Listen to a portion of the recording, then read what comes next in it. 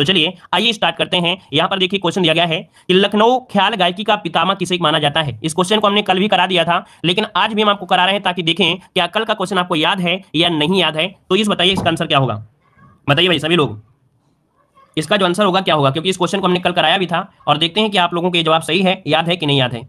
चलिए आंसर क्या हो जाएगा आपका, जवाब लगभग सभी का आ गया है, यहाँ पर आ रहा है ए नंबर। देखिए बिल्कुल सही जवाब है, याद रखिए इसका आंसर बनेगा ए नंबर। खुर्शीद अली खां है जो कि लखनऊ ख्याल गायकी की पितामह कहा जाता है, माना जाता है। ऑप्शन बनेगा ए नंबर आपका राइट हो जाएगा। ठीक है, तो भाई जितने लोग बाद में जुड़े हैं है ना, लाइक नहीं किए तो भाई वीडियो को भी लाइक कर दीजिए। ठीक है, जितने लोग बाद में जुड़े हैं तो वीडियो को लाइक भी कर दीजिएगा। चलिए अगला क्वेश्चन दिया गया है कि बनारस घराने के किस तबला वादक को गुदई महाराज के नाम से भी जाना जाता है। यहाँ पर बताइए कि गुदई महाराज के नाम से जाना जाता है, ये बनारस घराने के तबला वादक हैं। इनमें से बताइए कौन से महाराज जी आपके हैं। चलिए भाई महाराज जी सभी जो जितने लोग जुड़े जवाब दीजिए जल्दी से। ये है आपके समता प्रसाद मिश्र, इसका ऑप्शन बनेगा सी नंबर। समता प्रसाद मिश्र हैं, याद रखिए इनको गुदई महाराज के नाम से भी जाना जाता है और अधिकतम आप लोगों ने पढ़ा भी होगा गुदई महाराज जो कि तबला वादक आपके हैं। तो याद रखिए इनका नाम है समता प्रसाद मिश्र भी है, तो नोट करिएगा। आगे बढ़ते हैं, क्वेश्चन दिया गया है कि सितार वादक पंडित रविशंकर किस घराने से संबंधित हैं। सितार वादक पंडित रविशंकर किस घराने से संबंधित है, यहां पर आंसर क्या होगा।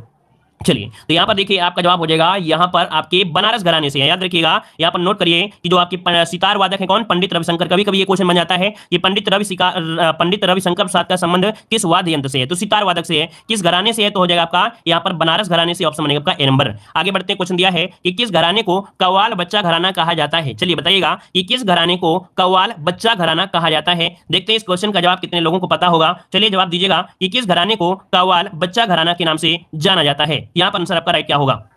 चलिए भाई तो देखिए इसका जवाब आ रहा है आपके आगरा घराने से। चलिए और थोड़ा प्रयास करिए जवाब देने का, यहां पर जो आंसर होगा क्या हो जाएगा। चलिए 5 का ऑप्शन जो बनेगा वो हो जाएगा बी नंबर आगरा घराना। जिसका भी आया आंसर बिल्कुल राइट हो जाएगा, आगरा घराना आपका आंसर यहां पर राइट हो जाएगा। ठीक है, चलिए आगे बढ़ते हैं। क्वेश्चन आपसे अगला पूछा गया है कि किस घराने को गौरीपुर घराना के नाम से भी जाना जाता है। किस घराने को गौरीपुर घराना के नाम से भी जाना जाता है, यहां पर आंसर आपका राइट क्या हो जाएगा। तो चलिए इसका आंसर में से क्या बनेगा। यहां पर देखिए किस घराने को गौरीपुर घराना के नाम से जानते हैं, 6 का ऑप्शन यहां पर हो जाएगा ऑप्शन ए नंबर। ये इटावा घराना है, क्या है, इटावा घराना है। इसका ऑप्शन जो बनेगा वो आपका ए नंबर आपका हो जाएगा। ठीक है, आगे बढ़ते हैं। क्वेश्चन दिया है कि किस्सा राधा कन्हैया की रचना किसने की थी। ये बताइए कि किस्सा राधा कन्हैया की रचना किसने की थी। 7 का ऑप्शन क्या हो जाएगा। 7 की अगर हम बात करते हैं तो ऑप्शन बनेगा ये है नवाब वाजिद अली शाह है। याद रखिए इसका ऑप्शन जो बनेगा नवाब वाजिद अली शाह है। यहां पर आंसर आपका सी हो जाएगा, किस्सा राधा कृष्ण कन्हैया की रचना जो की थी नवाब वाजिद अली शाह ने, तो इसका ऑप्शन आपका सी नंबर। आगे बढ़ते हैं, क्वेश्चन दिया है आधुनिक शास्त्रीय हिंदी रंगमंच का जनक किसे माना जाता है। चलिए आईएमपी क्वेश्चन आपको दिया गया है और इस समय देखो नोटिफिकेशन आपका नहीं आता है, हमने आपको बताया है, इसलिए यहां पर आप लोग नोटिफिकेशन का इंतजार ना करें। जब डेली क्लास आपकी चलती है तो आपको टाइम से आना है और यहां पर हमारे टेलीग्राम से जुड़ जाइए, देव जी के ट्रिक, क्योंकि सब लोग कहते हैं शिकायत करते हैं कि सर नोटिफिकेशन नहीं आया है। तो जब इतनी क्लासें हो जाती तो नोटिफिकेशन हो सकता है ना जाए, तो देव जी के ट्रिक्स हमारा टेलीग्राम है, तो वहां से जुड़ सकते हैं। जरूरी पीडीएफ भी आपकी वहां पर प्रोवाइड करा दी जाती है। ठीक है, तो आप लोग हमारे टेलीग्राम से जरूर जुड़िएगा। चलिए बताइए आधुनिक शास्त्रीय हिंदी रंगमंच का जनक किसे कहते हैं। 8 का ऑप्शन क्या होगा। चलिए जवाब हो जाएगा डी नंबर। ये है देवकी नंदन, देवकी हो जाएंगे, दूसरे भाई कहाँ है, यहाँ पर देखिए ये दिया गया है आपका डी नंबर। याद रखिएगा यहाँ पर आधुनिक शास्त्रीय हिंदी रंगमंच का जनक मानते हैं भारतेंदु हरिश्चंद्र। इसका ऑप्शन बनेगा आपका डी नंबर हो जाएगा। ठीक है, आगे बढ़ते हैं। क्वेश्चन आपसे अगला पूछा गया है, कह रहे निम्नलिखित में से कौन सा एक सुमेलित नहीं है। एक सुमेलित नहीं है, यहाँ पर देखिए आला दिया है बुंदेलखंड से, कजरी दिया है रुहेलखंड से, पूर्वी बिरहा दिया है पूर्वी उत्तर प्रदेश से और अवध दिया है आपके भोजपुरी क्षेत्र से। अब आप ही बताइए कि यहाँ पर कौन सा सुमेलित नहीं है। चलिए यहाँ पर देखिए कजरी दिया गया है रुहेलखंड से, तो आप बताइए क्या कजरी रुहेलखंड से है क्या भाई, नहीं है ना। ये जो आपका है कजरी, ये तो आपकी मिर्जापुर क्षेत्र हो गया, आपका सोनभद्र क्षेत्र हो गया, या कह सकते हैं पूर्वी उत्तर प्रदेश कह सकते थे। इस कारण से भी ऑप्शन गलत हो गया। अगला क्वेश्चन दिया गया है निम्नलिखित में से कौन बुंदेलखंड का लोक नृत्य नहीं है। बुंदेलखंड का जो लोक नृत्य नहीं है इनमें से बताइए कौन सा आंसर इसका राइट हो जाएगा। चलिए तो देखिए आपका जवाब हो जाएगा आपका बढ़ैया, है ना। बढ़ैया ये बुंदेलखंड का लोक नृत्य नहीं है, तो ऑप्शन बनेगा आपका सी नंबर इसका राइट हो जाएगा। ठीक है, आगे बढ़ते हैं। क्वेश्चन आपसे दिया गया है, कह रहा है निम्नलिखित में से कौन लोकगीत बरसात के महीने में गाया जाता है। ये बताइए कि कौन सा लोकगीत है जो बरसात के महीने में गाया जाता है। यहाँ पर ऑप्शन देना है, लॉक करना है, जल्दी से बताइए। तो यहाँ पर देखिए जो कजरी है, क्या है, कजरी लोकगीत है, ये बरसात के महीने में गाया जाता है। ऑप्शन बनेगा आपका बी नंबर हो जाएगा। अगला क्वेश्चन दिया गया है, मिर्जापुर जो प्रसिद्ध है वो किसके लिए प्रसिद्ध है। मिर्जापुर जो प्रसिद्ध है वो किसके लिए प्रसिद्ध है। 12 का ऑप्शन दीजिएगा। चलिए 12 नंबर में, तो 12 का ऑप्शन क्या हो जाएगा, तो आपका जवाब हो जाएगा कजरी के लिए। किसके लिए भाई, कजरी के लिए जाना जाता है, तो ऑप्शन बनेगा आपका ए नंबर हो जाएगा। आगे बढ़ते हैं। क्वेश्चन दिया है संगीत शिक्षा हेतु उत्तर प्रदेश का प्रथम संगीत महाविद्यालय इनमें से कौन सा है। संगीत शिक्षा हेतु उत्तर प्रदेश का प्रथम संगीत महाविद्यालय इनमें से कौन हो जाएगा। चलिए 13 की अगर बात करते हैं तो ऑप्शन क्या होगा, ये है आपका आंसर ए नंबर दिया गया है कि भातखंडे, क्या हो जाएगा आपका, यहाँ पर भातखंडे हिंदुस्तान संगीत महाविद्यालय है। ये संगीत शिक्षा के लिए उत्तर प्रदेश में प्रथम संगीत महाविद्यालय है। ठीक है, आगे बढ़ते हैं। क्वेश्चन आपसे दिया गया है निम्नलिखित में से कौन सबसे प्राचीन वाद्य यंत्र है। सबसे प्राचीन वाद्य यंत्र इनमें से कौन सा हो जाएगा। सरोज, वीणा, तबला या सितार। चलिए कौन सा आंसर हो जाएगा? यहाँ पर देखिए सबसे पुराना है ये वीणा है। कौन है भाई? वीणा जिसका जवाब आ रहा है बिल्कुल राइट हो जाएगा। यहाँ पर जो वीणा है इसका आंसर राइट हो जाएगा। ठीक है, आगे बढ़ते हैं। क्वेश्चन आपसे अगला पूछा गया है कि अमीर खुसरो ने किसके विकास में अग्रणी भूमिका निभाई थी? अमीर खुसरो ने किसके विकास में अग्रणी भूमिका निभाई? यहाँ पर आंसर क्या हो जाएगा? चलिए यहाँ पर 15 नंबर का ऑप्शन क्या बनेगा? यहाँ पर हो जाएगा आपका ऑप्शन सी, खड़ी बोली में। किसके लिए? खड़ी बोली में मतलब भूमिका निभाई। ऑप्शन बनेगा आपका ए नंबर, सी नंबर आपका राइट हो जाएगा। अगला क्वेश्चन आपसे दिया गया है, कह रहा आपसे उत्तर मध्य सांस्कृतिक केंद्र स्थित है। उत्तर मध्य सांस्कृतिक केंद्र, बहुत बार क्वेश्चन पूछा गया है। उत्तर मध्य एनसीआर, तो आपका आंसर क्या होगा 16 नंबर में? तो 16 की अगर बात करते हैं तो ऑप्शन हो जाएगा प्रयागराज। कौन हो जाएगा? प्रयागराज, जिसका ऑप्शन आ रहा है बिल्कुल राइट हो जाएगा, प्रयागराज हो जाएगा। अगला क्वेश्चन आपसे दिया गया है, कर्मा किस क्षेत्र का लोक नृत्य है? कर्मा किस क्षेत्र का लोक नृत्य है? यहाँ पर ऑप्शन दीजिए 17 नंबर में। चलिए कर्मा किस क्षेत्र का है? तो आपका जवाब हो जाएगा ये है आपके सोनभद्र का। कहां का है भाई? तो आपका सोनभद्र का ऑप्शन बनेगा ए नंबर हो जाएगा। आगे बढ़ते हैं। क्वेश्चन दिया गया है कि तानसेन का मकबरा कहां पर है? तानसेन का मकबरा कहां पर स्थित है? चलिए तानसेन का मकबरा जो कि आपके ग्वालियर में है ना, क्या हो जाएगा? ग्वालियर में है, मतलब ऑप्शन बनेगा ए नंबर आपका हो जाएगा, है ना। यहाँ पर मकबरा इनका है और तानसेन पुरस्कार भी आपको पता है मध्य प्रदेश सरकार द्वारा दिया जाता है। अगला क्वेश्चन दिया गया है, कह रहे निम्नलिखित में से कौन सुमेलित नहीं है? कौन सुमेलित नहीं है? यहाँ पर देखो दिया गया है 19 नंबर में, कह रहा आपसे जाकिर हुसैन हारमोनिया वादक। ये बताइए कि जाकिर हुसैन का क्या संबंध हारमोनिया वादक से है? क्या नहीं है ना, तो है किससे आपका है? इसका जवाब जल्दी से दीजिए कि जाकिर हुसैन का जो संबंध है वो कौन से वादन से है? चलिए बताइए कि जाकिर हुसैन का जो संबंध है वो तबला से है। बिल्कुल सही है, तबला से इनका हो जाएगा, तबला से हो जाएगा। मतलब पहला ही पॉइंट जो आपका है वो गलत हो गया है। अहमद अली खां जो आपके हैं, अमजद अली खां सरोद हैं, बिरजू महाराज कथक हैं, बिस्मिल्लाह खां आपके शहनाई हैं। ठीक है, इस कारण से ए नंबर आपका गलत हो गया। अगला क्वेश्चन दिया गया है, सितार का जो मिश्रण है किसका मिश्रण है? सितार मिश्रण है, ये किसका मिश्रण है? यहाँ पर बताइए इसका आंसर क्या हो जाएगा? सितार, सितार को बनाया गया है, कैसे बनाया गया है? तो सितार बना है आपके वीणा से और आपके तंबूरे से। किसे? वीणा से और तंबूरे को मिलाकर बनाया गया है, तो इसका आंसर आपका हो जाएगा बी नंबर हो जाएगा। आगे बढ़ते हैं। क्वेश्चन दिया है, कह रहे हैं निम्नलिखित में से कौन सुमेलित नहीं है? कौन सुमेलित नहीं है 21 में? देखो यहाँ पर दिया गया है रसिया, दिया गया बरसाना से, सही दिया है। आला दिया है महोबा से, ये भी सही दिया है। कजरी आपके मिर्जापुर से, सही दिया गया है। बिरहा दिया है कन्नौज से। तो क्या बताइए, क्या बिरहा का संबंध कन्नौज से है क्या भाई? तो बिरहा का संबंध कन्नौज से तो नहीं है भाई, है ना। बिरहा आपके पूर्वांचल से है, कन्नौज से नहीं है, तो ऑप्शन डी वाला आपका गलत हो गया। अगला क्वेश्चन दिया है, उत्तर प्रदेश का प्रमुख लोक नृत्य कौन सा है? उत्तर प्रदेश का प्रमुख लोक नृत्य इनमें से कौन सा हो जाएगा? उत्तर प्रदेश का प्रमुख लोक नृत्य, चलिए लॉक करिए जल्दी से। यहाँ पर आंसर क्या हो जाएगा? तो ऑप्शन आपका हो जाएगा उपयुक्त सभी, क्योंकि लोक नृत्य दिया है, शास्त्रीय नृत्य नहीं दिया है, तो सभी आपके हो जाएंगे जो कि लोक नृत्य हैं। ठीक है, अगला क्वेश्चन दिया गया है कि जौनपुर के सुल्तान हुसैन सरकी ने निम्नलिखित में से किसकी धुन पर बड़ा ख्याल का विकास किया था? बड़ा ख्याल का यहाँ पर विकास किया। यहाँ पर दिया गया है, आपके ऑप्शन दिए हैं कव्वाली, ठुमरी, दादरा और आपका गजल। तो यहाँ पर देखिए कव्वाली, अर्थात जौनपुर के जो सुल्तान हुसैन सरकी थे, इन्होंने किस धुन पर तो बड़ा ख्याल का विकास किया था? कव्वाली। तो इसका ऑप्शन बनेगा ए नंबर, इसका राइट हो जाएगा। ठीक है, आगे बढ़ते हैं। क्वेश्चन आपसे अगला पूछा गया है, चलिए क्वेश्चन आपसे अगला है कि शाकंभरी देवी का मेले का आयोजन होता है कहां पर होता है? शाकंभरी देवी के मेले का जो आयोजन होता है कहां पर होता है? 24 नंबर लॉक करिएगा। 24 का ऑप्शन क्या हो जाएगा? यहाँ पर 24 की अगर बात करें तो सासे शाकंभरी और सासे सहारनपुर, मतलब ऑप्शन बनेगा यहाँ पर आपका डी नंबर। अगला क्वेश्चन दिया गया है, निम्नलिखित में से कौन सा उत्तर प्रदेश का लोकगीत नहीं है?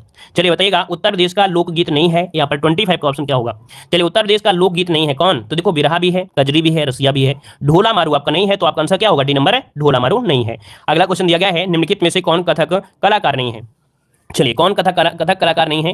किशन महाराज, बिरजू महाराज, लच्छू महाराज और आपका सितारा देवी। यहाँ पर देखिए 26 नंबर में, तो 26 का ऑप्शन क्या हो जाएगा? यहाँ पर किशन महाराज ऑप्शन बनेगा आपका ए नंबर, राइट हो जाएगा। ठीक है ना। चलिए अगला क्वेश्चन आपसे दिया गया है, कह रहा है निम्नलिखित में से कौन बुंदेलखंड का लोकप्रिय लोकगीत है? ये बताइए बुंदेलखंड का लोकप्रिय लोकगीत जो आपका है इनमें से कौन हो जाएगा? चलिए भाई इसका जवाब दीजिएगा। यहाँ पर जो आंसर आपका है इसका आंसर क्या हो जाएगा? चलिए देखिए काफ़ी लोग जुड़े हैं, काफ़ी संख्या में जुड़े हैं, है ना। तो लाइक की भी संख्या ज़्यादा बढ़ाइए भाई, नोटिफिकेशन नहीं जाता है, लाइक शेयर बढ़ाते रहिए सब लोग, जितने लोग रहें कम से कम उतना का उद्धार होता रहे, है ना। उन्हीं से मोटिवेट बना रहे। हम आपको मोटिवेट कर सकते हैं तो आपको भी फर्ज होता है कि मोटिवेट दूसरे को बनाते रहें, है कि नहीं। तो जितने लोग भाई अभी तक देख सकते हैं वीडियो को लाइक नहीं किए हैं तो जल्दी से भाई वीडियो को देख लीजिएगा, लाइक नहीं किया है तो लाइक कर दीजिएगा सभी लोग, ठीक है। जल्दी से लाइक की संख्या बढ़ाइए भाई। चलिए तो देखो यहाँ पर दिया है कौन बुंदेलखंड का लोकप्रिय गीत आपका है, तो यहाँ पर देखिए आंसर क्या हो जाएगा? यहाँ पर 27 का ऑप्शन मैंने आपका डी नंबर, ये आहला है। देखिए बुंदेलखंड का लोकप्रिय है आपका आहला है, ठीक है। ये क्वेश्चन बहुत बार पूछा गया है। अगला क्वेश्चन दिया गया है कि भातखंडे संगीत संस्थान लखनऊ डीम्ड विश्वविद्यालय बना था। देखो सबसे पहले संगीत विश्वविद्यालय यही था, लेकिन इस संगीत संस्थान को डीम्ड विश्वविद्यालय बनाया गया, और ये डीम्ड जो बनाया गया था कब? 2001 में। इसका ऑप्शन बनेगा यहाँ पर बी नंबर 2001 हो जाएगा। आगे बढ़ते हैं। क्वेश्चन दिया है प्रसिद्ध शास्त्रीय गायक भीमसेन जोशी का संबंध जो है वो किससे है? चलिए प्रसिद्ध शास्त्रीय गायक भीमसेन भीमसेन जोशी का जो संबंध है वो किससे है? 29 का ऑप्शन लॉक करिए। 29 का ऑप्शन क्या हो जाएगा? तो 29 की अगर हम बात करते हैं तो देखिए ये है आपके किराना घराने से है, ठीक है। जो भीमसेन जोशी का संबंध है वो आपके किराना घराने से है। ऑप्शन बनेगा आपका सी नंबर हो जाएगा। आगे बढ़ते हैं, क्वेश्चन दिया है चरकुला प्रमुख लोक नृत्य है। चरकुला प्रमुख लोक नृत्य है और ये कहाँ का लोक नृत्य है? चलिए 30 का ऑप्शन दीजिएगा। तो चरकुला कहाँ का है भाई? ब्रजभूमि का है, बार बार पढ़ाया गया था, तो ये आपका ब्रजभूमि का है। यहाँ पर आंसर बनेगा ए नंबर आपका राइट हो जाएगा ना, जिसमें बताया गया था कि कोई पहिया होता है उसमें तेल के दीप रखते हैं 108 इसके बाद सर पे, तो ऑप्शन हो जाएगा आपका ए नंबर। अगला क्वेश्चन आपसे दिया गया है कि निम्नलिखित में से किसने लखनऊ के सांस्कृतिक क्रियाकलापों में योगदान नहीं दिया? अब आप बताइए कि लखनऊ के सांस्कृतिक क्रियाकलापों में योगदान जो नहीं दिया था वो किसने नहीं दिया? यहाँ पर आंसर क्या हो जाएगा? तो देखिए भाई यहाँ पर बिंद्यादीन भी हैं, इलायत खां भी हैं, उस्ताद दूल्हे खां हैं, लेकिन मेहंदी जो आपके हैं मेहंदी ये कलाकार आपके लखनऊ सांस्कृतिक घराने से नहीं संबंधित हैं, अर्थात उसके क्रियाकलाप में इन्होंने योगदान नहीं दिया है। अगला क्वेश्चन आपसे दिया गया है कि राय लोक नृत्य का संबंध उत्तर प्रदेश के निम्नलिखित में से किस एक क्षेत्र से है? राय लोक नृत्य का संबंध उत्तर प्रदेश के निम्नलिखित किस एक क्षेत्र से है? राय लोक नृत्य तो भैया आपको पता है बुंदेलखंड क्षेत्र में होता है, ठीक है। कहाँ होता है? आपके बुंदेलखंड क्षेत्र में होता है जो राय लोक नृत्य है, ये बुंदेलखंड से, ऑप्शन डी हो जाएगा। अगला क्वेश्चन दिया गया है निम्नलिखित में से उन्हें चिन्हित कीजिए जो कथक नृत्य से संबंधित नहीं है। देखिए यहां पर जो आपका दिया गया है, कौन सा दिया गया आपसे? ध्रुव तारा जोशी का संबंध। तो यहाँ पर आपका आंसर आपका ए नंबर आपका हो जाएगा। यहाँ पर जो आपका दिया है शंभू महाराज ये भी हैं, सितारा देवी भी हैं, और यहाँ पर जो आपके कह सकते हैं लक्ष्मण महाराज भी हैं, लेकिन जो आपके ध्रुव तारा जोशी संबंध है इनकी शास्त्रीय संगीत से है। किससे है भाई? इनका जो संबंध है ये शास्त्रीय संगीत से है। किससे है भाई? संगीत से है। इनका जो संबंध है वो आपके संगीत से है, ठीक है। इस कारण से ऑप्शन आपका हो जाएगा कौन सा? यहाँ पर ए नंबर इसका राइट हो जाएगा, ध्रुव तारा जोशी संगीत। अगला क्वेश्चन दिया गया है निम्नलिखित में से कौन सा उत्तर प्रदेश का लोक नृत्य नहीं है? उत्तर प्रदेश का लोक नृत्य नहीं है, 34 का ऑप्शन बताइए। देखो यहाँ पर देखो रास नृत्य भी है, चरकुला भी है, ठीक है, कर्मा भी है, और आपका मुरिया तो भाई झारखंड का है, मतलब ऑप्शन क्या बनेगा? यहाँ पर आंसर आपका डी हो जाएगा, मुरिया हो जाएगा। अगला क्वेश्चन दिया गया है हरिदास जयंती प्रतिवर्ष मनाई जाती है। हरिदास जयंती प्रतिवर्ष मनाई जाती है, ये बताइए कहां पर मनाई जाती है? तो हरिदास जयंती आपके वृंदावन में, कहां पर? वृंदावन में, तो ऑप्शन क्या बनेगा? आपका सी नंबर हो जाएगा। अगला क्वेश्चन दिया गया है प्रसिद्ध सितार वादक इनायत खां किस घराने से हैं? प्रसिद्ध सितार वादक इनायत खां किस घराने से हैं? यहाँ पर 36 का ऑप्शन बताइए। तो इनायत खां का जो संबंध है वो इटावा घराने से है। कहां से है? इटावा घराने से है, इसका ऑप्शन बनेगा आपका सी नंबर है। इनायत खां का संबंध है आपके इटावा घराने से। अगला क्वेश्चन यहाँ पर दिया है निम्नलिखित में से कौन सुमेलित नहीं है? कौन सुमेलित नहीं है? चलिए कौन सुमेलित नहीं है? तो चैता दिया है आपके रुहेलखंड का। क्या दिया है? चैता का जो संबंध है वो कहां से है? देखिए इसका जो आंसर आपका दिया गया, देखो आला बुंदेलखंड से है ना, बिरहा पूर्वांचल से है, कजरी अवध से है, लेकिन जो चैता है तो भी आपके रुहेलखंड से नहीं है, ये आपके उत्तरांचल से है, अर्थात तो यहाँ पर आपका ए नंबर आपका गलत हो जाएगा, ठीक है। चलिए मतलब पूर्वांचल से। अगला क्वेश्चन दिया गया है उत्तर प्रदेश में वर्षा के समय गाया जाने वाला लोकगीत जो है वो आपका कौन सा हो जाएगा? उत्तर प्रदेश में वर्षा के समय गाया जाने वाला जो लोकगीत है वो इनमें से कौन सा हो जाएगा? चलिए 38 नंबर में। तो 38 की अगर हम बात करते हैं तो आपका आंसर क्या होगा? 38 की अगर हम बात करें तो बताइए जल्दी से, इसका आंसर कजरी हो जाएगा, बिल्कुल सही है, कजरी जिसका ऑप्शन आ रहा है बिल्कुल सही हो जाएगा, कजरी। अगला क्वेश्चन दिया गया है ताज महोत्सव किस महीने में मनाया जाता है? बताइए भाई ताज महोत्सव जो कि आगरा में मनाया जाता है और ये किस महीने में मनाया जाता है? तो ये महीना कौन सा है? महीना हो जाएगा आपका फरवरी। क्या हो जाएगा? फरवरी, ऑप्शन बनेगा आपका बी नंबर। अगला क्वेश्चन दिया है कि निम्नलिखित में से कौन सा लोक संगीत दिए गए स्थानों से सुमेलित नहीं है?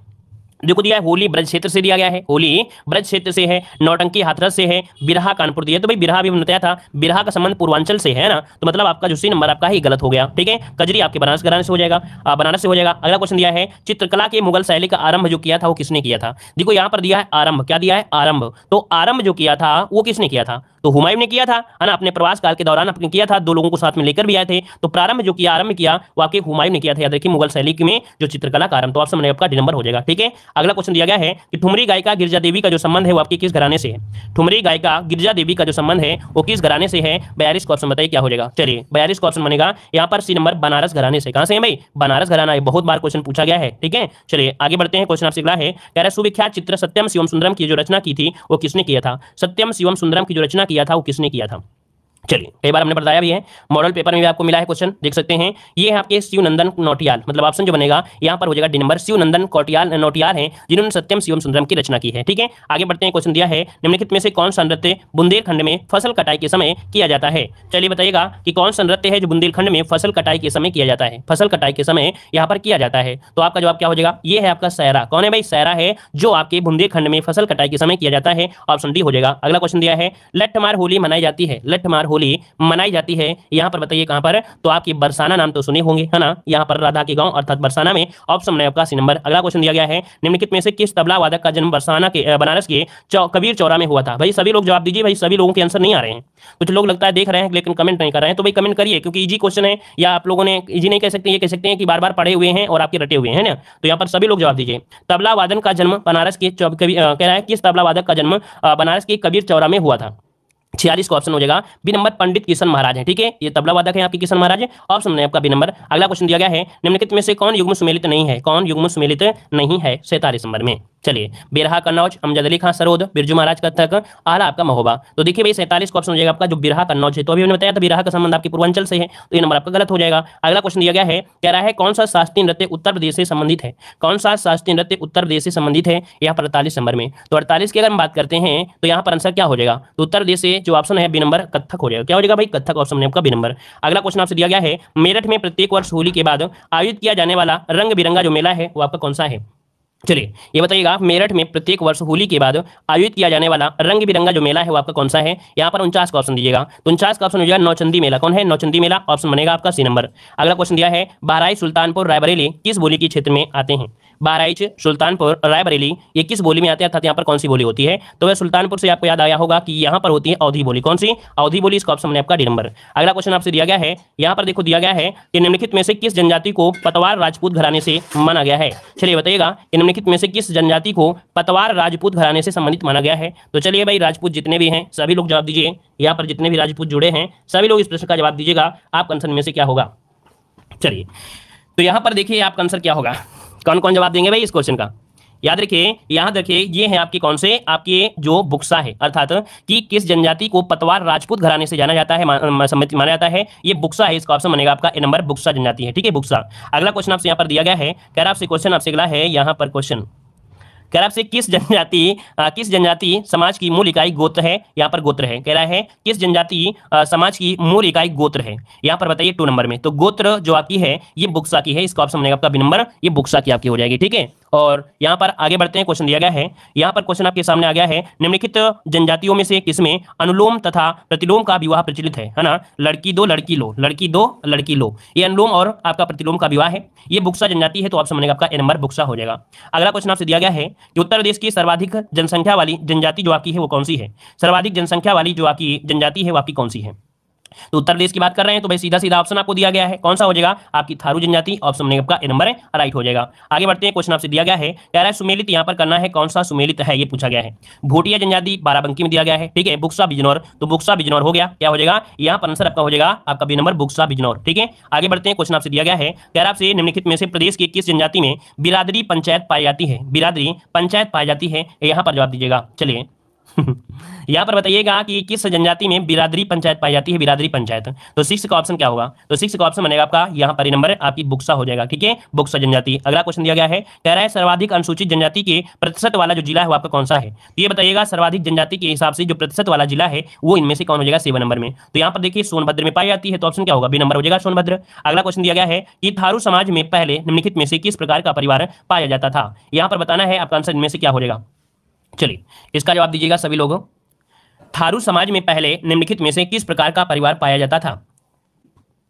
चलिए यहां पर हो जाएगा मात्र सत्तात्मक हो जाएगा, क्या हो जाएगा, यहां पर मात्र पिता हो जाएगा मात्र सत्तात्मक या पितृ सत्तात्मक, यहाँ पर मात्र होना चाहिए, क्या बनेगा, मात्र सत्तात्मक, इसका आंसर बनेगा मात्र सत्तात्मक। इसका मतलब है जो ऑप्शन आपका है वो आपका इसका बी नंबर आपका हो जाएगा, बी नंबर मात्र सत्तात्मक। ठीक है ना, चलिए इसको सुधार कर लीजिएगा, यहाँ पर डी नहीं, यहाँ पर आपको बी होगा, मात्र सत्तात्मक। अगला क्वेश्चन आपसे यहाँ पर दिया गया है, सर्वाधिक अनुसूचित जाति वाला जो जिला है वो आपका कौन सा है। सर्वाधिक अनुसूचित जाति वाला जो जिला है इनमें से कौन हो जाएगा, यहाँ पर आंसर क्या होगा, तो भैया आपका जवाब हो जाएगा यहाँ पर सोनभद्र, क्या हो जाएगा, सोनभद्र हो जाएगा। अगला क्वेश्चन दिया गया है कि अगरिया जनजाति निवास करती है, अगरिया जनजाति निवास करती है, जवाब देना है क्या हो जाएगा।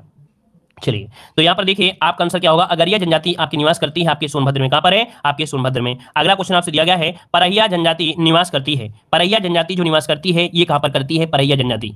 तो देखिए भाई परहिया जनजाति निवास करती है आपके सोनभद्र में, कहां पर है, आपकी सोनभद्र, तो ऑप्शन बनेगा यहाँ पर ए नंबर। आगे बढ़ते हैं, क्वेश्चन दिया गया है कि कर्मा किसका लोक नृत्य है, कर्मा किसका लोक नृत्य, अर्थात कर्मा जो नृत्य है ये कौन सी जनजाति के द्वारा ये नृत्य किया जाता है। चलिए यहाँ पर आपका 12 नंबर में, और 12 का ऑप्शन हो जाएगा खरवार जनजाति। कौन सी है, खरवार जनजाति। याद रखिएगा कि कर्मा जो है वो आपकी खरवार जनजाति में है, ऑप्शन बी इसका राइट हो जाएगा। आगे बढ़ते क्वेश्चन दिया है, सबसे कम अनुसूचित जनजाति वाला जिला बताइए, सबसे कम अनुसूचित जनजाति वाला जो जिला है वो आपका कौन सा है। 13 का जवाब दीजिए, इसका आंसर क्या होगा, तो ये है आपका बागपत। क्या हो जाएगा? बागपत में सबसे कम अनुसूचित जनजाति है। इसका ऑप्शन बनेगा आपका ए नंबर हो जाएगा। ठीक है, आगे बढ़ते हैं। क्वेश्चन दिया गया है कि प्रदेश के किस जिले में एक भी जनजाति नहीं पाई जाती है? प्रदेश के किस जिले में एक भी जनजाति नहीं पाई जाती है? यहां पर आंसर आपका क्या हो जाएगा भाई? इसका आंसर आपको बताना है क्या हो जाएगा। तो देखिए 14 का ऑप्शन बनेगा। यहां पर देखिए जो जालौन है और आपका अयोध्या है ना, जालौन और अयोध्या में एक भी जनजाति नहीं पाई जाती है। ऑप्शन बनेगा आपका ए नंबर। अगला क्वेश्चन दिया है प्रदेश की कुल जनसंख्या का कितने प्रतिशत जनसंख्या जनजातियों का है? तो जनजाति जो पाई जाती है वो 0.6% हमने पढ़ाया है, ये 0.6% ऑप्शन बनेगा आपका बी नंबर।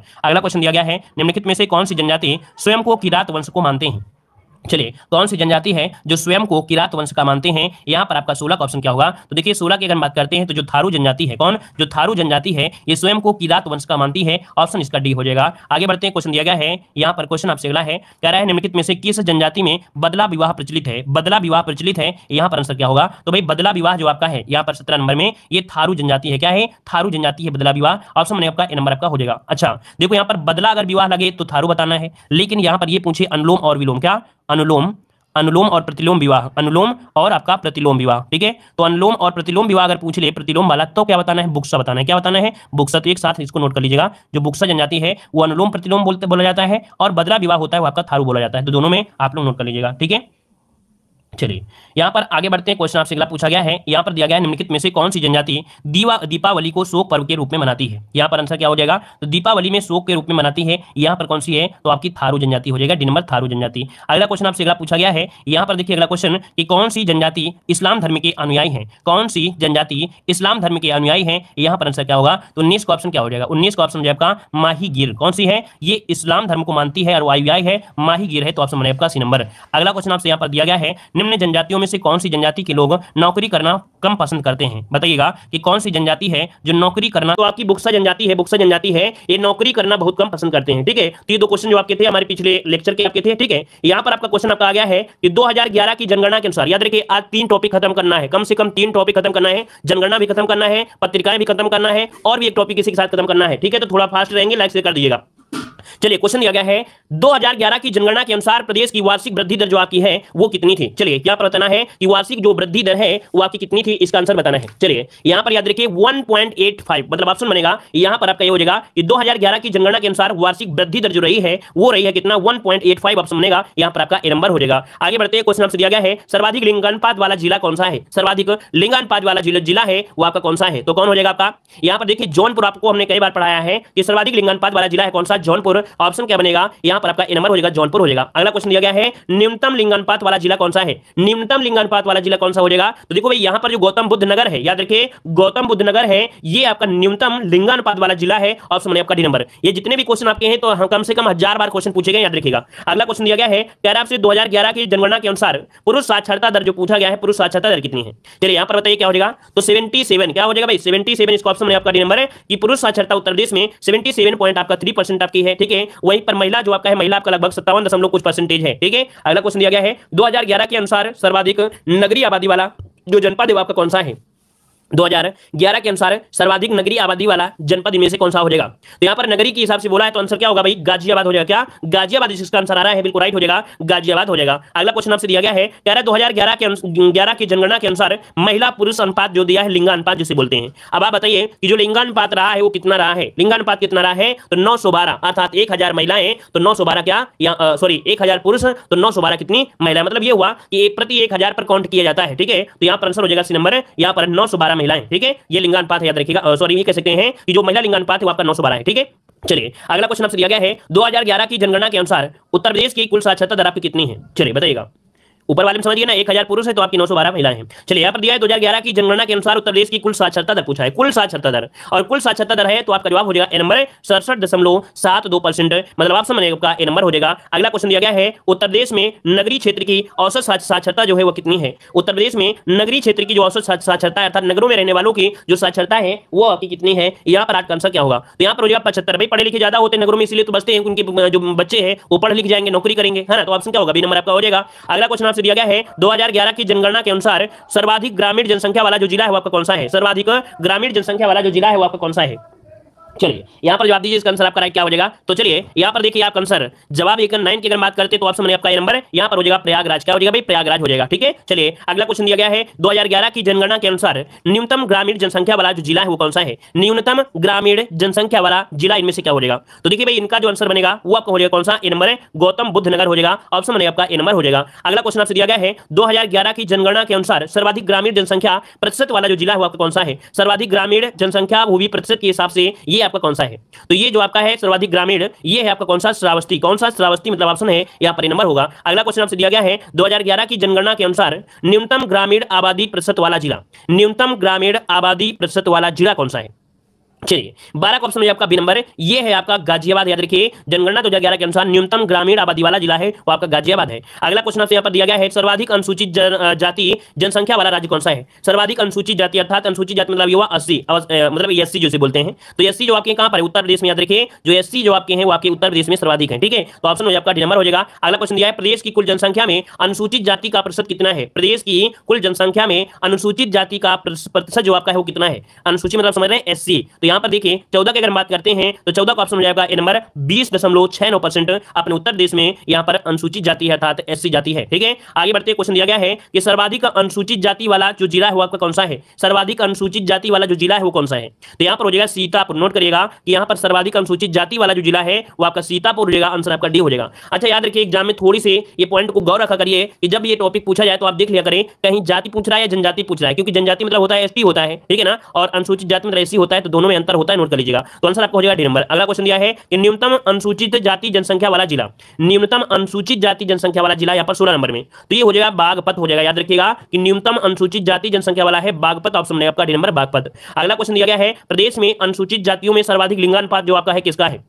प्रदेश में अनुसूचित जातियों में सर्वाधिक लिंगानुपात जो है ये कहां का है, तो आपके आजमगढ़ का है। इनमें ऑप्शन जो आपका है वो डी नंबर हो जाएगा कि प्रदेश में सर्वाधिक प्रदेश में अनुसूचित जातियों में सर्वाधिक लिंगानुपात। तो याद रखिए अनुसूचित जातियों में अर्थात एससी में देखा जाए जो लिंगानुपात है वो आपके आजमगढ़ में है। इसका ऑप्शन में आपका डी नंबर आजमगढ़ हो जाएगा। अगला क्वेश्चन दिया गया है कि उत्तर प्रदेश में सर्वाधिक इस्लाम जनसंख्या वाला जो जिला है वो कौन सा है। इस्लाम जनसंख्या है ये आपकी कौन सी है। तो देखिए भाई यहाँ पर जो आंसर आपका बनेगा वो कौन सा हो जाएगा।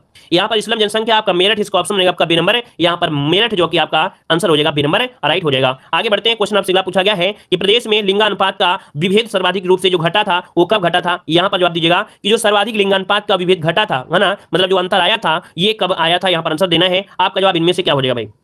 चलिए यहाँ पर देखिए आपका जवाब इनमें से क्या हो जाएगा। चलिए तो देखिए 19 का ऑप्शन बनेगा आपका डी नंबर 1991 से 2001। क्या हो जाएगा 1991 से 2001 इसका आंसर राइट हो जाएगा। आगे बढ़ते हैं क्वेश्चन दिया गया है जनगणना 2011 के अनुसार सर्वाधिक साक्षरता वाले 4 जिलों का सही अवरोही क्रम पूछा गया है। 4 जिलों का सही अवरोही क्रम पूछा गया है। बता डालिए भाई इसका आंसर क्या हो सकता है। अवरोही क्रम के हिसाब से जो आंसर बनेगा कौन सा हो सकता है।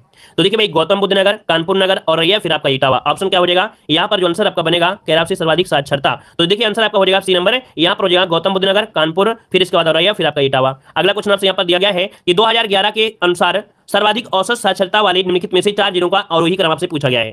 अब 21 नंबर की अगर बात करते हैं 21 नंबर में तो गौतम बुद्ध नगर, फिर कानपुर, फिर औरैया, फिर आपका इटावा है ना। तो आपका आंसर क्या हो जाएगा गौतम बुद्ध नगर, कानपुर, औरैया, इटावा। ऑप्शन में आपका बी नंबर हो जाएगा। आगे बढ़ते हैं क्वेश्चन आपसे अगला पूछा गया है कह प्रदेश में जनसंख्या की 10 की वृद्धि दर जो अधिकतम रही थी वो आपकी कब रही थी, अर्थात जो 10 की वृद्धि दर हुई थी वो कब देखने को मिली थी। यहाँ पर 22 नंबर में। तो याद रखिए 91 और 2001 मतलब ऑप्शन जो बनेगा वो आपका डी हो जाएगा 91 और 2001 में। अगला क्वेश्चन आपसे दिया गया है उत्तर प्रदेश में सर्वाधिक या अधिकतम क्षेत्रफल वाला जो जनपद है वो आपका कौन सा है। उत्तर प्रदेश में अधिकतम क्षेत्रफल वाला जनपद कौन सा है। तो यहाँ पर जनपद हो जाएगा आपका बी नंबर लखीमपुर खीरी। क्या हो जाएगा लखीमपुर खीरी, इसका ऑप्शन बनेगा यहाँ पर आपका बी नंबर हो जाएगा। आगे बढ़ते हैं क्वेश्चन दिया गया है 2011 के अनुसार प्रदेश में एसटी की सर्वाधिक सांद्रता कहां है। एसटी जो आपकी है वो कहां मिलेगी। चलिए 24 नंबर में। तो एसटी जो आपकी मिलेगी ये आपके सोनभद्र में है। ऑप्शन बनेगा आपका बी नंबर सोनभद्र हो जाएगा। आगे बढ़ते हैं क्वेश्चन दिया गया है कि 2001 के अनुसार निम्नलिखित में से कौन सा सर्वाधिक साक्षर है। ये बताइए जो सर्वाधिक साक्षर है इनमें से वो कौन से हैं।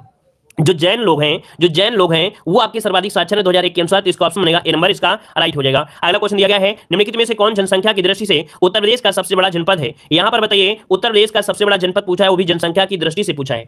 अब आप बताइए कौन सा हो सकता है यहाँ पर आंसर। तो आंसर क्या बनेगा, आंसर आपका बनेगा यहाँ पर देखिए ऑप्शन बी हो जाएगा प्रयागराज हो जाएगा। क्या हो जाएगा प्रयागराज हो जाएगा। ऑप्शन बनेगा आपका बी नंबर। अगला क्वेश्चन दिया गया है 2011 के अनुसार निम्नलिखित में से सबसे कम जनसंख्या वाला जिला कौन सा है। चलिए यहाँ पर जवाब देना है सबसे कम जनसंख्या। तो देखो भाई महोबा हो जाएगा। क्या महोबा हो जाएगा। और अगला क्वेश्चन आपसे यहाँ पर दिया गया है कि 2011 के अनुसार प्रदेश के किस जिले में सबसे कम महिला साक्षर है। भाई सबसे कम महिला जो साक्षर है वो कहां पर है, तो आपके रामपुर में है। यहाँ पर आंसर क्या हो जाएगा सी नंबर रामपुर हो जाएगा। अगला क्वेश्चन दिया गया है जनगणना 2011 के अनुसार सर्वाधिक साक्षरता वाला जिला।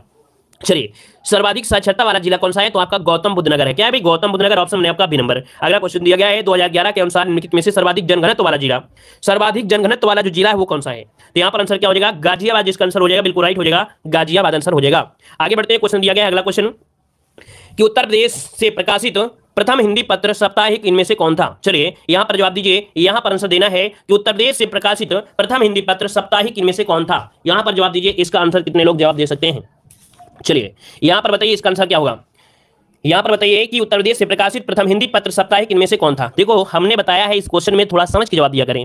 यहां पर देखो दिया गया है उत्तर प्रदेश से प्रकाशित पूछा है, ना कि कोलकाता से प्रकाशित दिया गया है। अगर भारत में पूछता तो हम लोग उदंत मातन लगाते, लेकिन यहां पर दिया उत्तर प्रदेश से प्रकाशित प्रथम हिंदी पत्र, तो आपका हो जाएगा बनारस अखबार होगा। यहां पर जो आंसर बताना है याद रखिए, इसका आंसर बी हो जाएगा। नोट करिएगा, जिन लोगों से गलती हो रही थी वो लोग इसका जवाब देना है, बी नंबर देना है, ठीक है। अगला क्वेश्चन दिया गया है कि उत्तर प्रदेश से प्रकाशित प्रथम हिंदी पत्र बनारस अखबार के संपादक कौन थे? इस क्वेश्चन को नोट करते चलिएगा, नए क्वेश्चन मिल रहे हैं, याद रखिए क्वेश्चन को नोट करिएगा कि उत्तर प्रदेश से प्रकाशित प्रथम हिंदी पत्र बनारस अखबार के संपादक इनमें से कौन थे? टू का ऑप्शन जो बनेगा क्या हो जाएगा? तो ये हो जाएंगे आपके गोविंद रघुनाथ दत्ते, ऑप्शन बनेगा आपका ए नंबर हो जाएगा, गोविंद रघुनाथ दत्ते इसका आंसर बनेगा। अगला क्वेश्चन दिया गया है निम्नलिखित में से कौन ईसाइयों का पहला पत्र था? ईसाइयों का पत्र था, यहां पर बताना है कि ईसाइयों का जो पत्र था वो आपका कौन सा है। चलिए ये है आपका लोकमित्र, नोट करिएगा कि ईसाइयों का पत्र था लोकमित्र, इसका ऑप्शन बनेगा आपका ए नंबर हो जाएगा, लोकमित्र हो जाएगा।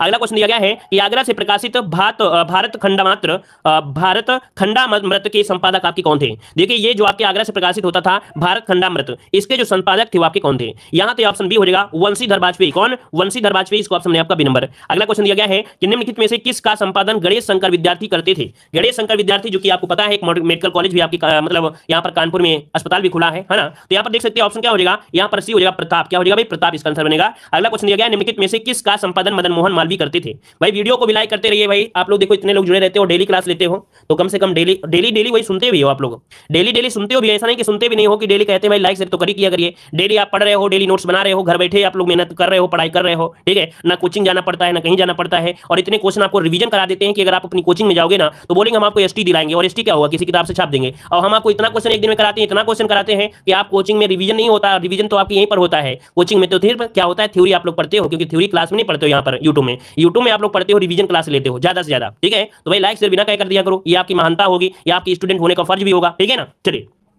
तो भैया यहां पर देखिए निम्नलिखित में से किसका संपादन मदन मोहन मालवीय करते थे? यहां पर आंसर आपका हो जाएगा आपका डी नंबर है, ये है आपका हिंदुस्तान। क्या यहां पर आंसर हो जाएगा डी नंबर है, हिंदुस्तान हो जाएगा। अगला क्वेश्चन दिया गया है निम्नलिखित में से कौन हंस पत्रिका के संपादक थे? हंस पत्रिका के संपादक थे, यहां पर 7 का ऑप्शन देना है, तो 7 का ऑप्शन क्या होगा? यहां पर आंसर आपका हो जाएगा ए नंबर आपके मुंशी। यहां पर देखिए ये जो आपके हैं मुंशी प्रेमचंद, इसका बनेगा, इसका आंसर हो जाएगा आपका बी नंबर होगा, यहां पर ए नंबर नहीं होगा, इसमें भी होगा, ठीक है। यहां पर हंस पत्रिका के आपके मुंशी प्रेमचंद हो जाएगा। अगला क्वेश्चन दिया गया है हिंदी प्रदीप के संपादक कौन थे? हिंदी प्रदीप के कौन थे? यहां पर बताइए हिंदी प्रदीप के कौन थे? तो बाल कृष्ण भट्ट। कौन थे भाई? बाल कृष्ण भट्ट थे, इसका ऑप्शन बनेगा हिंदी प्रदीप के संपादक बाल कृष्ण भट्ट थे, ऑप्शन बनेगा आपका डी नंबर। अगला क्वेश्चन दिया गया है भारत के पहले उर्दू अखबार जामे जहांनुमा के संपादक कौन थे? बताइएगा कि भारत के पहले उर्दू अखबार जामे जहांनुमा के संपादक इनमें से कौन थे? यहां पर 9 का ऑप्शन क्या होगा? ये है आपके सदा सुखलाल। क्या सदे सुखलाल हैं? यहां पर आंसर बी हो जाएगा, और ये है आपके मिर्जापुर से, तो ऑप्शन बनेगा आपका बी नंबर राइट होगा, ठीक है। अगला क्वेश्चन बताइएगा कि उत्तर प्रदेश के पहले उर्दू अखबार का नाम क्या था? पहले आपने पढ़ा था हिंदी, जो कि यहां पर हिंदी सत्ता आई थी आपका बनारस अखबार, यहां पर पूछा है उर्दू अखबार इनमें से कौन था? चलिए ये आपका सदरुल। क्या था भाई? सदरुल, इसका आंसर बनेगा डी नंबर। उत्तर प्रदेश का पहला उर्दू अखबार है सदरुल, ऑप्शन में आपका डी नंबर। अगला क्वेश्चन दिया गया है कि कामरेड तथा हमदर्द अकबर का प्रकाशन करते थे, मतलब अखबार का यहां पर हो जाएगा कि कामरेड तथा हमदर्द अखबार का प्रकाशन करते थे, यहां पर कौन करते थे भाई? यहां पर मौलाना मोहम्मद अली जौहर, मौलाना मोहम्मद अली जौहर, जो कि ऑप्शन है आपका ए नंबर, इसका आंसर बनेगा ए नंबर हो जाएगा। अगला क्वेश्चन आपसे दिया गया है, कह रहा है उर्दू दैनिक कौमी आवाज का प्रकाशन निम्नलिखित में से किसके प्रयास के फलस्वरूप हुआ था? उर्दू दैनिक कौमी आवाज का प्रकाशन निम्नलिखित में से किन के प्रयासों के फलस्वरूप हुआ था? यहां पर 12 का ऑप्शन देना है, आपका आंसर में से 12 का क्या हो जाएगा? चलिए तो देखिए भाई यहां पर अगर 12 की अगर बात करते हैं तो यहां पर आंसर हो जाएगा उर्दू दैनिक कौमी आवाज का प्रकाशन, ये है आपके जवाहरलाल नेहरू और रफी अहमद की दुबई। यहां पर आंसर हो जाएगा जवाहरलाल नेहरू और रफी अहमद की दुबई, इसका आंसर आपका ए हो जाएगा। अगला क्वेश्चन आपसे दिया गया है, कह रहा है किसकी उपाधि जग उजियारे थी? यहां पर बताइए भाई किसकी उपाधि थी जग उजियारे के नाम से जाना जाता है? यहां पर बताइए किसको जग उजियारे के नाम से उपाधि दी गई थी? जग उजियारे के नाम से जो उपाधि दी गई थी किसे दी गई थी? बहुत ही रंगबाज टॉपिक है, बिल्कुल लल्लन टॉप आपका टॉपिक आपका है। बताइएगा कि किसकी उपाधि जग उजियारे थी? यहां पर आंसर, तो राइट आंसर आपका हो जाएगा यहां पर हो जाएगा सी नंबर आपकी निजामुद्दीन औलिया की ये आपकी उपाधि थी, नोट करिएगा। इन्हें जग उजियारे के नाम से भी जानते थे, इनकी उपाधि थी, ऑप्शन सी हो जाएगा, निजामुद्दीन औलिया की थी। अगला क्वेश्चन आपसे दिया गया है कि किसे तोता ए हिंद कहा जाता था, किसे तोता ए हिंद कहा जाता था, यहां पर आंसर क्या होगा, तो भाई आपका जवाब क्या होगा, अमीर खुसरो। क्या होगा भाई, अमीर खुसरो, ऑप्शन में आपका ए नंबर राइट हो जाएगा। अगला क्वेश्चन दिया गया है, निम्नलिखित में से किसने भागवत पुराण का फारसी में अनुवाद किया, यहां पर बताइए किसने भागवत पुराण का फारसी में अनुवाद किया, यहां पर आंसर क्या हो जाएगा। चलिए याद रखिए, यहां पर आप लोग कहोगे कि भैया अबुल फजल, कोई कहेगा फैजी, कोई कहेगा कुछ, है ना, लेकिन आंसर क्या होगा, कुछ और ही होगा। याद रखिए 3 का ऑप्शन जो होगा वो आपका हो जाएगा यहां पर बी नंबर, राजा टोडरमल है। नोट कर लीजिएगा, किसने भागवत पुराण की फारसी में अनुवाद किया, राजा टोडरमल ने किया था। यहां पर आंसर बी हो जाएगा। और अगला क्वेश्चन दिया है, बीरबल का जो जन्म हुआ था, बीरबल का जो जन्म हुआ था कहां हुआ था, इसका जवाब आप लोग कमेंट बॉक्स में कमेंट करिएगा, इसका जवाब आप लोग कमेंट बॉक्स में